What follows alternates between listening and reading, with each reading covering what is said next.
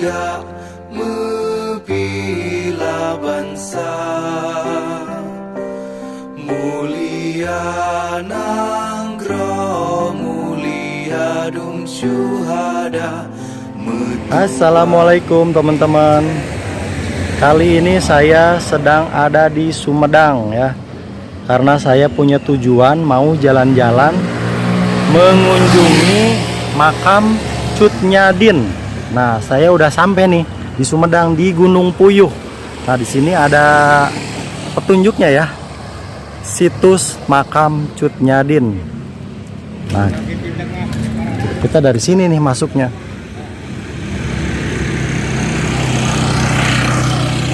Nah, kalau di situs makam Cut Nyadin sendiri, jadi satu komplek ya, dengan makam Pangeran Surya Kusuma Dinata atau Pangeran Sugih dan makam keluarganya. Jadi ini itu makam Bupati Sumedang yang dulu gitu ya. Oke, kita masuk ya, kita lihat komplek pemakamannya. Pak punten.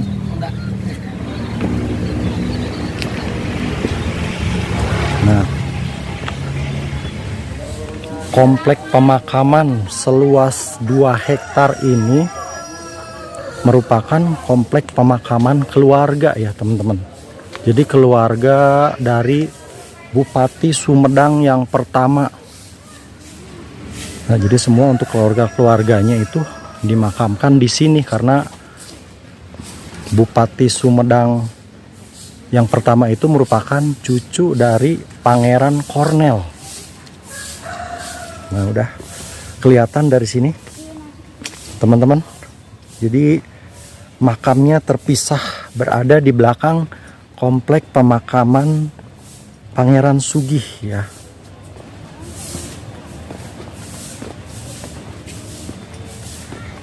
Jadi kalau mau masuk di sini, nama kuncennya itu sekarang namanya Pak Asep. Jadi kita bisa meminta izin untuk berziarah ke makam pahlawan nasional Cut Nyadin. Pastinya orang-orang Aceh yang sedang ada di Jawa Barat pastinya pernah berziarah, berkunjung ke makam leluhurnya pahlawan nasional Cut Nyadin. Nah, kelihatan teman-teman. Kita lihat dari luar dulu. Kebetulan sih sedang sepi, nggak ada pengunjung ya. Coba kita, jadi kalau mau mengunjungi, memanggil kuncennya di sini ada alat pemukul kentongan. Nah teman-teman, tadi saya sudah memukul kentongan ini, jadi pukul dengan 3 kali. Jadi Pak penjaga makamnya itu yaitu dengan Pak Asep tadi sudah menemui saya sudah meminta izin dan diizinkan untuk masuk. Oke teman-teman, kita coba masuk ya. Alas kaki kita simpan di sini. Assalamualaikum warahmatullahi wabarakatuh. Iya bapaknya. Nah, kita sekarang dengan penjaganya ya, pemeliharanya dengan Pak Asep ya Pak. Sebentar Pak ya. Bismillahirrahmanirrahim. Assalamualaikum warahmatullahi wabarakatuh. Teman-teman, saya hari ini sedang berada di makam pahlawan nasional Indonesia yaitu Cut Nyadin yang ada di Sumedang. Dan saya juga sudah bertemu langsung dengan penjaga makamnya yaitu dengan Bapak Asep, betul Pak ya? Betul. Nah, Bapak Cut Nyadin. Kulan? Wak Cut Nyadin. Wak Cut Nyadin katanya biasanya dipanggilnya teman-teman. Jadi kita mau tahu sejarahnya nih, bagaimana dulu Cut Nyadin diasingkan oleh Belanda di Sumedang ini sampai wafatnya beliau dimakamkan di Sumedang. Baik Pak Asep, boleh nih saya nanya-nanya Pak Asep tentang boleh. Sejarah. Nah, bagaimana nih awal-awalnya? Kebetulan Pak Asep juga suka bercerita sejarah. Silahkan Pak Asep. Terima kasih kepada nama siapa? Saya dengan Kang Agung Galunggung. Dari YouTube apa? Dari YouTube Agung Galunggung. Atau ya. Alhamdulillah YouTube Agung Galunggung bisa ini silaturahmi dengan Pak Asep ya. Nah, semoga dengan adanya siaran YouTube yang dibawa oleh Agung Galunggung ini bisa menyampaikan cerita sejarah Cut Nyadin yang sebenarnya. Kenapa saya mengatakan sebenarnya? Karena saya sumber beritanya yaitu dari orang yang merawat Ibu Cut Nyadin, yaitu Ibu Siti Khadijah. Oh, Ibu Siti Khadijah itu ibunya dari Cucu Kiai Haji Sanusi. cucu Kiai Ya. Haji Sanusi ya. Nah, jadi saya akan menceritakan kisah sejarah Cut Nyadin. Pertama dilahirkan di Aceh Iya, betul. pada tanggal 6 November 1848. 48 ya, Pak. Iya, Ya. iya. Berarti Selanjutnya, sebelum Ibu Cut Nyadin menginjak dewasa, Ibu Cut Nyadin ini dinikahkan oleh orang tuanya iya. dengan panglima perang yang bernama Teku Ibrahim Lamnga. Iya. Kemudian Ah, dia dikaruniai anak perempuan yang bernama Cut Gambang. mhm. Tetapi usianya tidak lama karena keburu meninggal ditembak oleh Belanda. Beberapa tahun kemudian Ibu Cut Nyadin ini menikah lagi dengan panglimanya, yaitu Teku Umar Oh, Johar. jadi itu Nah, Teku Umar itu pernikahan kedua pernikahan ibu ya. kedua. Iya, betul. Nah, tetapi Teku Umar pun nasibnya sama, dia meninggal ditembak oleh Belanda. Betul, betul, menurut sejarah seperti itu. Nah, selanjutnya Ibu Cut Nyadin disambut oleh keluarganya, tetapi Ibu Cut Nyadin tidak mau.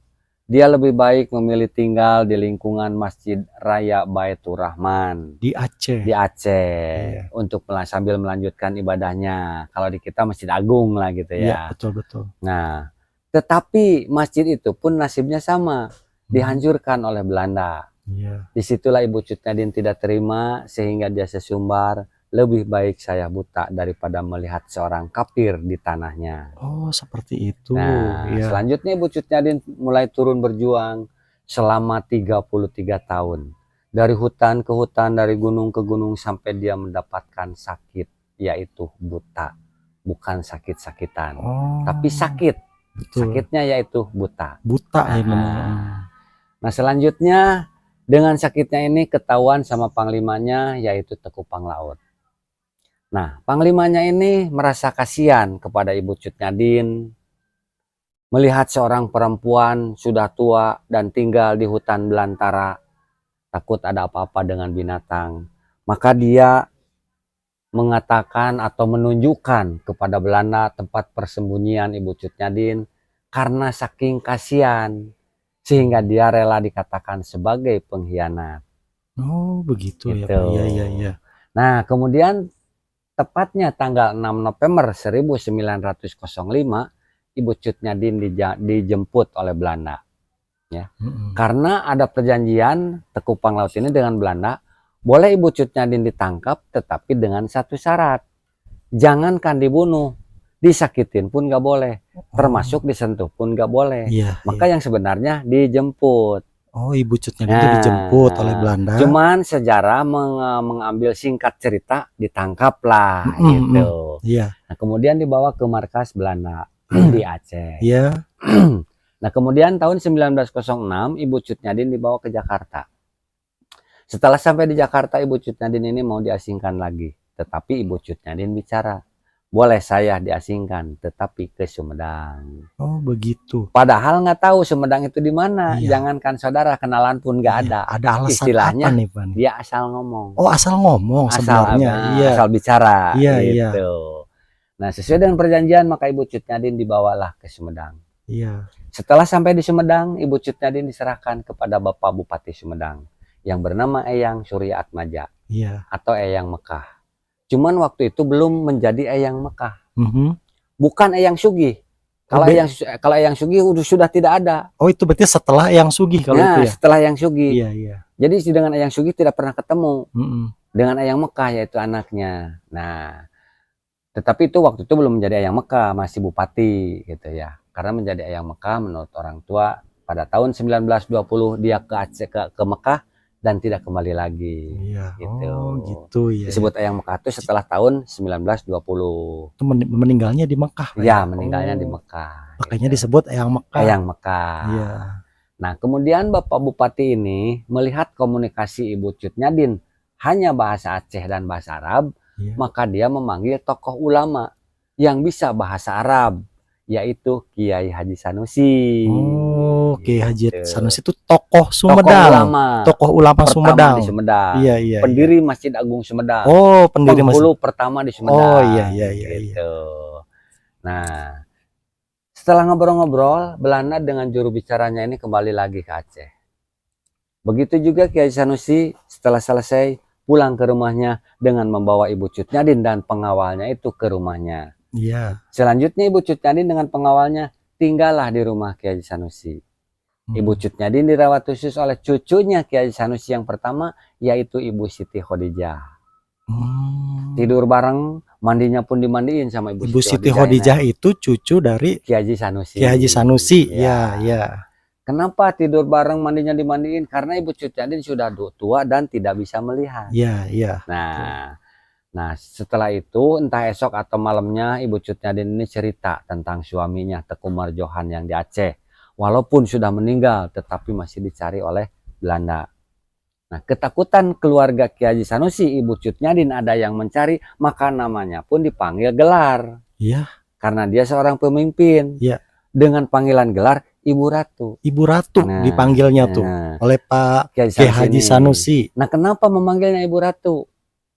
Ya, harus jadi pertanyaan. Nah, gimana tuh Pak? Nah, karena keluarga Kiai Sanusi ini menghormati dan menghargai beliau seorang pemimpin, maka diberi panggilan yang tertinggi buat perempuan di Pulau Jawa, yaitu itu. Ratu. Ibu Ratu. Jadi jangankan yang jauh, tetangga dekat juga nggak tahu bahwa itu Ibu Cut Nyadin dari Aceh. Iya, iya, iya. Taunya Ibu Ratu, keluarga Kiai Haji Sanusi. Seperti itu, ya memang melindungi dari Belanda, Pak ya.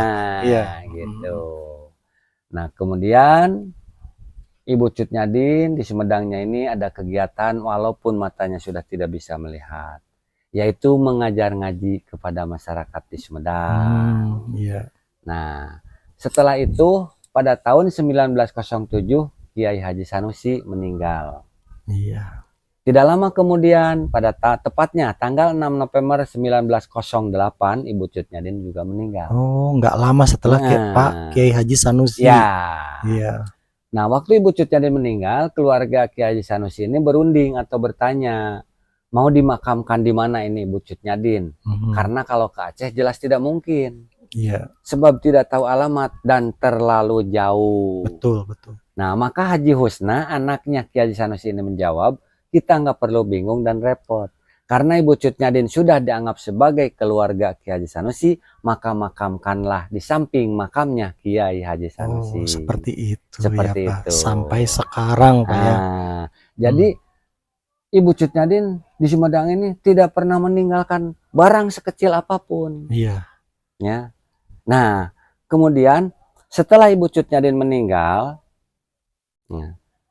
pengawalnya itu Teku Nana yang berusia 15 tahun itu masih tinggal bersama keluarga Kiai Haji Sanusi. Pengawalnya mah masih muda ya Pak? Ya, berusia 15 tahun. 15 tahun ya. Sampai dia dapat jodoh orang Sumedang. Oh begitu ya. Orang Cipada yang bernama Maio, punya anak 3, perempuan semua. Yang pertama Ninis, kedua Mas Kun, ketiga Mas Ria. Iya. Nah, kemudian tahun 1930 anak dan istrinya ini dibawa pulang ke Aceh. Ke Aceh. Iya. Nah, sampai sekarang tidak ada kabar berita. Aduh, sayang Pak ya. Yang ada kabar berita malah banyak orang Aceh berjodoh dengan orang Sunda. Begitu. Nah, iya, dan ini jadi salah satu pertanyaan juga. Apa pertanyaannya? Contoh, kenapa orang Aceh bersikap baik kepada orang Sunda, khususnya kepada orang Sumedang? Betul.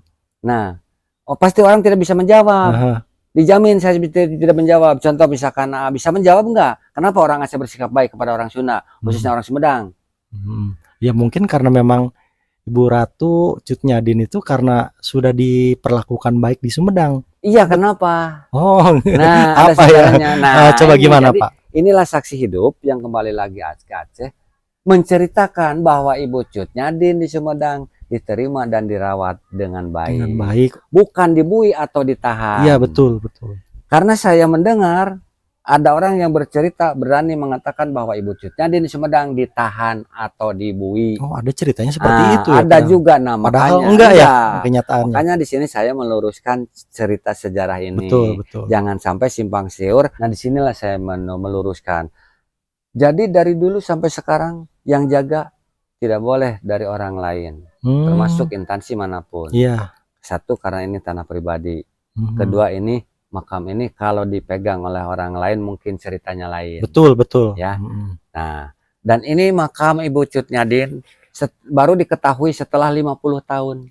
Diketahui setelah 50 tahun. Nah, setelah 50 tahun baru diketahui bahwa ini makam Cut Nyadin. Ini dulu bukan makam Cut Nyadin. Oh, orang-orang tuh sebelumnya nggak tahu itu Nggak tuh tahu. makam Ibu Cut Iya, Nyadin. ini Iya, Pak. tahunnya ini bukan makam Cut Nyadin, tetapi makam Ibu Ibu Ratu. Iya. Nah, Terus bagaimana tuh, Pak? nah, bagaimana Ah. bisa diketahui? Mhm. Ini atas perintah Presiden Soekarno. Oh, Menyuruh iya, kepada iya, Dr. iya. Ali Hashimi Gubernur Aceh agar ditelusuri di mana makam Ibu Cut Nyadin. Betul. Nah, kemudian tahun 1957 ada pemerintah Aceh dan Belanda datang ke sini menanyakan dan menelusuri di mana makam Ibu Cut Nyadin.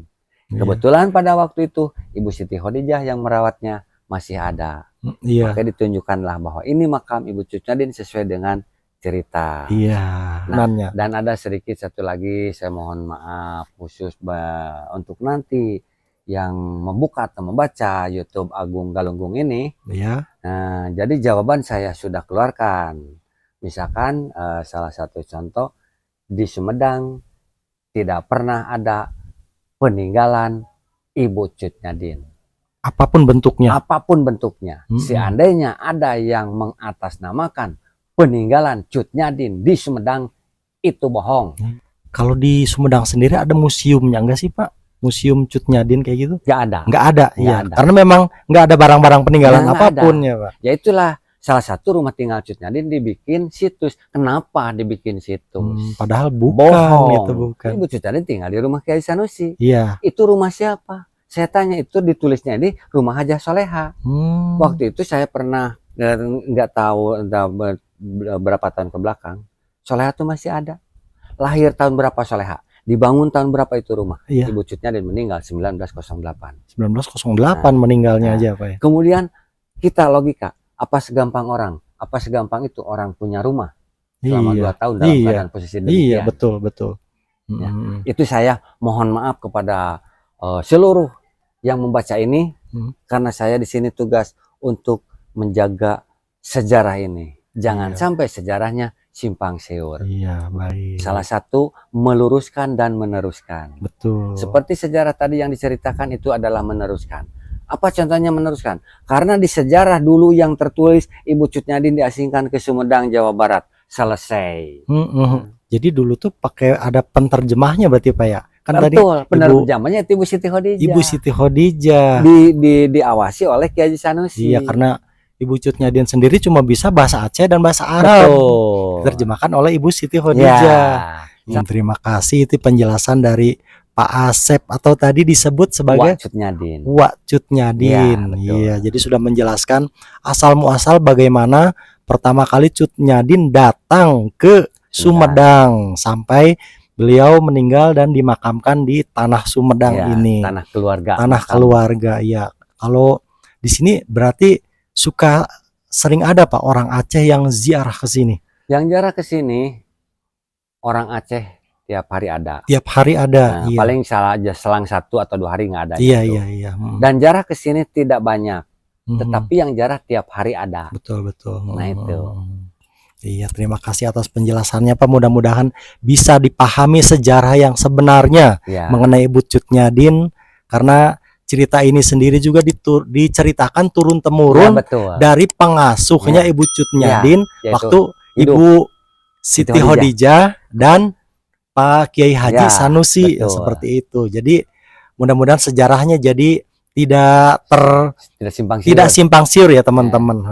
Hatur nuhun nih Pak Asep nih sudah menceritakan sejarahnya. Saya mau lihat-lihat sekelilingnya juga ya Pak Asep. Ya, untuk teman-teman juga cukup dulu ya. Assalamualaikum warahmatullahi wabarakatuh. Waalaikumsalam warahmatullahi wabarakatuh.